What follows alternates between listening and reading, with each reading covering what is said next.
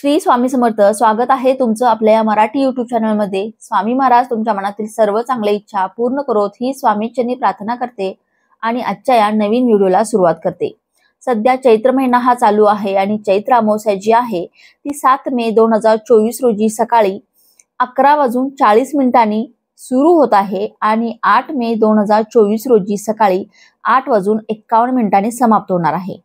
पण उदय तिथीनुसार अमावस्या ही 8 मे 2024 रोजी गृहीत धरली जाईल. या चैत्र अमावस्येला आपल्याला चुकूनही काही वस्तू या कोणाला द्यायच्या नाहीत. तसेच आपल्या घरामध्ये काही गोष्टी या चुकूनही खरेदी करून आणायच्या नाहीत आणि सोबतच या दिवशी आपल्याला कुणी कितीही आग्रह करो तुम्हाला 2 पदार्थ जे आहेत तर ते चुकूनही खायचे नाहीत. याबद्दलची संपूर्ण माहिती आपण आजच्या या व्हिडिओमध्ये पाहणार आहोत. त्यामुळे व्हिडिओ हा संपूर्ण पहा. चॅनलवरती नवीन असाल तर सबस्क्राइब करा आणि बाजूच्या बेल आयकॉनलाही प्रेस करा जेणेकरून असेच माहितीपूर्ण व्हिडिओ आपल्यापर्यंत पोहोचतील. तर पहा, अमावस्या तिथी जी असते ती माता लक्ष्मीची तिथी मानली जाते. अमावस्या तिथीला आपण माता लक्ष्मीचं पूजन करत असतो. दिवाळीच्या दिवसामध्ये पहा, जे लक्ष्मी पूजन असतं तर त्या दिवशी असते अमावस्या. तर या अमावस्याच्या दिवशी आपल्या घरामध्ये आपण प्रत्येक महिन्याला लक्ष्मी पूजन केलं पाहिजे. तरच आपल्या घरामध्ये माता लक्ष्मी ही स्थिर स्वरूपात आणि प्रसन्न आणि अखंड अशी स्वरूपात राहत असते. त्यामुळे अमावस्या तिथी ही माता लक्ष्मीच्या पूजनाची तिथी मानली जाते. त्यामुळे या दिवशी काही वस्तू या आपल्याला चुकूनही कोणाला द्यायच्या नाहीत. कारण जर या वस्तू आपण कोणाला दिल्या तर माता लक्ष्मी आपल्यावरती नाराज होते आणि आपल्या घरातून निघून जात असते. तर अशा काही विशिष्ट तिथींना आणि अमावस्या ही तिथी फार करून माता लक्ष्मीसाठी मानली जाते. त्यामुळे आपल्याला ह्या वस्तू कोणालाही चुकूनही द्यायच्या नाहीत. त्यातील पहिली वस्तू जी आहे तर ते म्हणजे आपल्याला कोणालाही या दिवशी उधार पैसे द्यायचे नाहीत. कोणी कितीही आग्रह करो, कोणी कितीही जवळचा असो, काहीही झालं तर आपल्याला या दिवशी कोणालाही पैसे उधार द्यायचे नाहीयेत. त्याचबरोबर पहा, दुसरी वस्तू जी आहे तर ते म्हणजे आपले दागिने. मग ते पुरुषांचे दागिने असोत किंवा स्त्रियांचे दागिने असोत किंवा लहान मुलांचे असोत, कोणाचेही दागिने या दिवशी आपल्याला कोणालाही घालण्यासाठी द्यायचे नाहीत. कोणी कितीही तुम्हाला आग्रह करू दे, तुमचे जवळचे नातेवाईक असू देत, या दिवशी तुम्हाला मागण्यास कोणीतरी येईल की मला तुमचे दागिने फार आवडलेत आणि मला 1 दिवसासाठी घालण्यासाठी वगैरे तुम्ही द्या. तर असं कुणी कितीही आग्रह केला तर तुमचे दागिने हे कोणालाही द्यायचे नाहीत. कारण दागिन्यांच्या स्वरूपात माता लक्ष्मी आपल्या घरामध्ये असते. त्यामुळे हे दागिने तुम्हाला कोणालाही घालण्यास द्यायचे नाहीत अमावस्येच्या तिथीला. त्याचबरोबर पहा, या दिवशी म्हणजे तुम्हाला दुसऱ्यांसाठी अमावस्येच्या दिवशी आपल्याला दुसऱ्या अन्य कोणत्याही व्यक्तीसाठी म्हणजे आपल्या घरातील मेंबर सोडून, आपल्या घरातील जे व्यक्ती आहेत तर त्या व्यक्तींना सोडून आपल्या घराबाहेरच्या जे व्यक्ती आहेत तर त्यांच्यासाठी आपल्याला कोणतीही वस्तू खरेदी करायची नाही. कोणतीही भेट वस्तू सुद्धा आपल्याला या दिवशी द्यायची नाही. त्यानंतरची वस्तू आहे म्हणजे धने. आपल्या घरातले जे धने आहेत तर ते सुद्धा आपल्याला कोणालाही द्यायचे नाहीयेत. या दिवशी कोणी कितीही मागायला येऊ द्या तुमच्या घरी, धने आपल्याला अजिबात कोणाला द्यायची नाही. कारण धन्याच्या स्वरूपात माता लक्ष्मी आपल्या घरामध्ये स्थिर स्वरूपात असते. म्हणून धने आपल्याला या दिवशी कोणालाही द्यायची नाहीत. त्यानंतर पहा, लवंग आणि वेलची. लवंग आणि वेलची या सुद्धा जे मसाल्याचे पदार्थ आहेत तर ते सुद्धा माता लक्ष्मीला अत्यंत प्रिय आहेत. त्यामुळे लवंग आणि वेलची या सुद्धा जे मसाल्याचे पदार्थ आपल्याला कोणालाही कसलेच द्यायचे नाहीयेत. आपल्याला थोडंसं चहामध्ये घालायला हवे आहेत किंवा आणखी कशाला हवे आहेत असं एक म्हणून तुमच्याकडे कोणीतरी मागायला येईल, पण या दिवशी आपल्याला लवंग आणि वेलची हे जे मसाल्याचे पदार्थ आहेत तर ते तुम्हाला चुकूनही कोणाला द्यायचे नाहीत. त्यानंतर पहा, केरसुनी. केरसुनी म्हणजे आपल्या घरातला जो झाडू आहे तर तो सुद्धा आपल्याला या दिवशी कोणालाही चुकूनही द्यायचा नाही. कारण अगदी थोड्या वेळासाठी हवा आहे, इथले थोडं झाडू मारतो असं वगैरे तुम्हाला कोणीतरी बोलेल, झाडून काढून देतो असं 5 मिनिटासाठी दे वगैरे, अशा कोणत्याही स्वरूपात तुम्हाला तुमच्या घरातील झाडू हा दुसऱ्यांच्या हातामध्ये मागतील, परंतु तो तुम्हाला कोणाला चुकूनही द्यायचा नाही. कारण आपल्या घरातली जी नकारात्मकता आहे, आपल्या घरातली जी अलक्ष्मी आहे तर ते बाहेर काढण्याचं काम ही केरसुनी करत असते, झाडू करत असते. आणि झाडू म्हणजे माता लक्ष्मीचं स्वरूप आहे. या दिवशी आपण अमावस्या तिथीला केरसुनीचं, झाडूचं पूजन करत असतो. माता लक्ष्मीच्या सोबतच झाडूचं पूजन हे आपल्या घरामध्ये केलं जातं. म्हणून चुकूनही आपल्याला कोणालाही या दिवशी झाडू द्यायचा नाही. त्याचबरोबर पहा, हळदी कुंकू. हळदी कुंकू जे आहे तर ते सौभाग्यवतीचं लेणं आहे. त्यामुळे आपल्याला या दिवशी माता लक्ष्मीला आपण हळदी कुंकू वाहतो. तर हे सुद्धा आपल्याला कोणालाही हळदी कुंकू आपल्या घरातील कोणालाही दुसऱ्या व्यक्तीला द्यायचं नाहीये. त्याचबरोबर पहा, आपल्या स्वयंपाक किचन मधल्या ज्या काही पदार्थ आहेत, म्हणजे स्वयंपाकघरातले जे काही पदार्थ आहेत, तर त्यामध्ये मीठ आहे, तांदूळ आहे, दही, साखर, ह्या ज्या वस्तू आहेत तर त्या माता लक्ष्मीला अत्यंत प्रिय आहेत आणि ह्या माता लक्ष्मीच्या स्वरूपात आपल्या स्वयंपाकघरामध्ये असतात.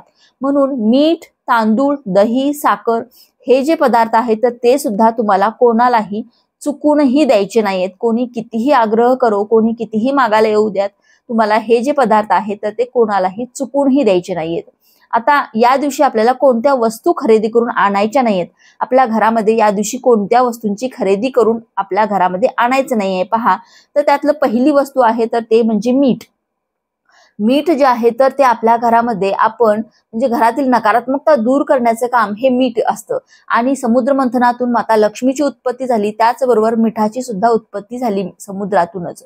मिठाला हा माता लक्ष्मीचा भाऊ मानलं जातो. मीठ आपल्या घरातील नकारात्मकता दूर करण्याचं काम करतो. तुम्ही या दिवशी मिठाचे उपाय करू शकता लक्ष्मी प्राप्तीसाठी, माता लक्ष्मीला स्थिर करण्यासाठी, अखंड लक्ष्मी प्राप्तीसाठी मिठाचे उपाय आपण या दिवशी करू शकतो. परंतु आपल्या घरामध्ये या दिवशी मीठ खरेदी करून आणायचं नाही. त्याचबरोबर पहा, झाडू, केरसुनी ज्याला आपण म्हणतो तर ते सुद्धा आपल्या घरामध्ये अमावस्या तिथीला खरेदी करून आणू नये असं म्हणतात.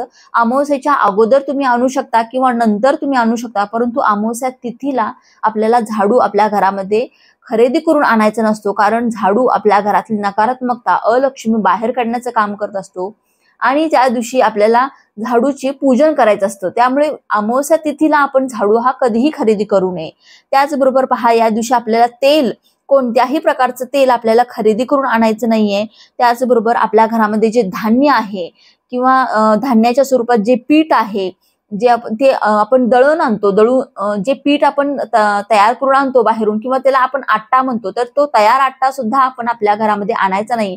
तुमच्या घरातलं जर दळप वगैरे संपला असेल तर तो तुम्ही अगोदर दळप आणू शकता, पीठ तयार करून आणू शकता किंवा अमावस्या झाल्यानंतर आणू शकता. परंतु अगदी अमावस्या तिथीला तुम्हाला हे पीठ जे आहे किंवा आट्टा जो आहे तर तो आणायचा नाही. कोणत्याही प्रकारचं धान्य आपल्या घरामध्ये खरेदी करून आणायचं नाही. कारण हे जे आहे धान्य, पीठ जे आहे तर ते पितरांना समर्पित असतं. तेल, पीठ, धान्य हे पितरांना समर्पित असतं. म्हणून अमावस्या तिथीला आपल्याला ह्या वस्तू ज्या आहेत त्या आपल्या घरामध्ये खरेदी करून आणायच्या नाहीयेत.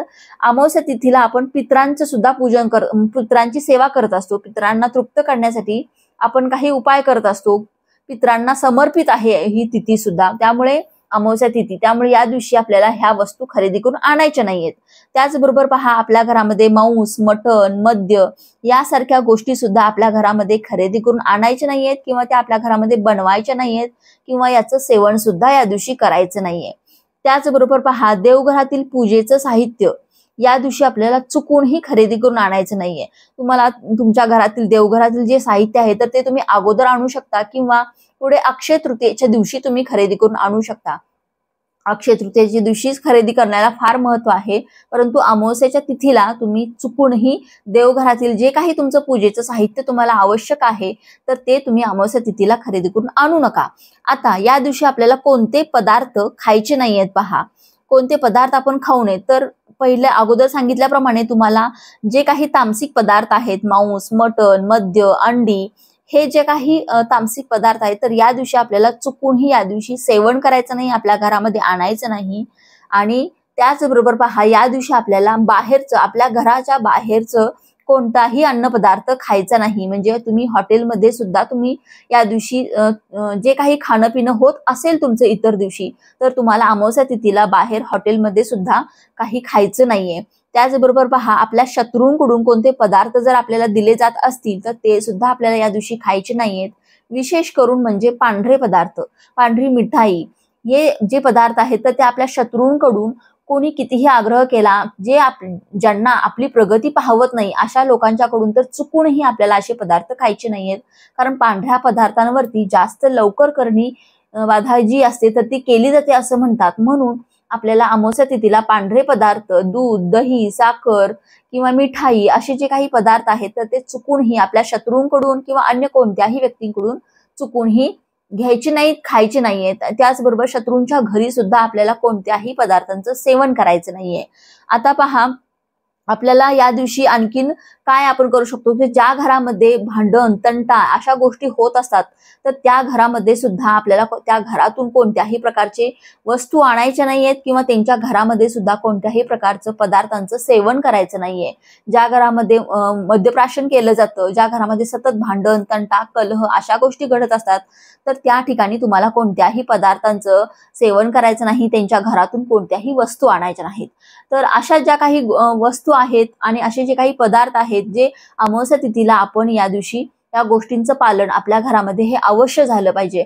अन्यथा जर आपल्या ह्या काही वस्तू आपण आपल्या घरामध्ये खरेदी करून आणल्या तर आपल्या घराला दोष लागतात आणि अनेक संकटांचा सामना आपल्याला करावा लागू शकतो। आपल्या घरातून लक्ष्मी ही नाराज होऊन जाऊ शकते, आपल्याला आर्थिक संकट येऊ शकतात, कर्ज होऊ शकते, कर्ज असेल तर ते वाढू शकते, अशा अनेक समस्या आपल्याला आर्थिक समस्यांनाच तोंड द्यावं लागू शकतं।